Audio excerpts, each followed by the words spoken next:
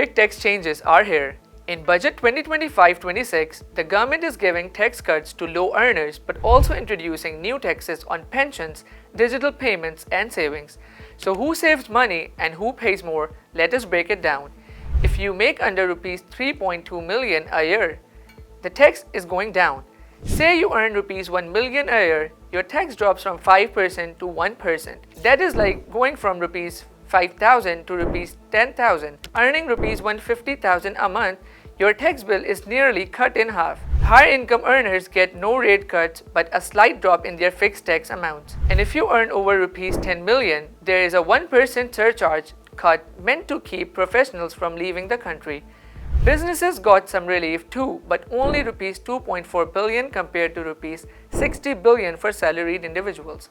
Meanwhile, pensioners earning over rupees 10 million a year will now pay 5% tax on their pensions. That is rupees 500,000 if your pension is rupees 10 million. The government is also cracking down on non-filers. If you have not filed taxes, you cannot buy cars, property unless you can prove where the money came from. Think of it like this: you walk into a bank to buy a house and they ask you, show me your tax return first. Also, banks will now share your financial data with the FBR to flag high-risk spenders. Now let us talk property buyers get some relief, lowering withholding tax, no more excise duty on commercial transfers, but landlords must report rent worth at least 4% of the property's market value unless they prove otherwise. So if your property is worth rupees 10 million, you must declare at least rupees 400,000 a year in rental income.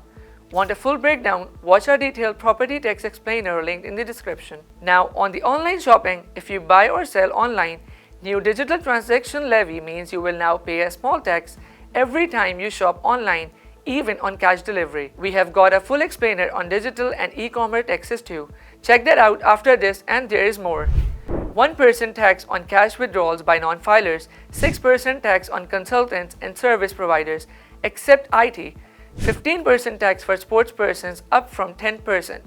If you earn from bank profits or dividends, tax on profit from savings is now 20%, was 15%. For example, if you earn rupees 100,000 from savings, your tax just went up by rupees 500. Sales tax net is also expanding to cover more everyday items. Solar panels and hybrid cars now face 18% sales tax.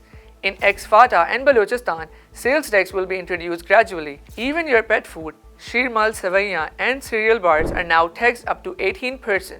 So yes, your pet's dinner and your Eid breakfast just got pricier. There is some good news for farmers though. The government has announced rupees 60 billion in tax exemptions for fertilizers and pesticides to support the agriculture sector. So here's the bottom line. If you earn less, you will likely pay less. If you earn more, spend online or rely on pensions or savings, you will likely pay more. The government wants to collect rupees 14.1 trillion in revenue, and this is how they plan to do it. Fair or not, let us know in the comments. Do not forget to like, subscribe and check out our full explainers on property and digital tax changes for all the details.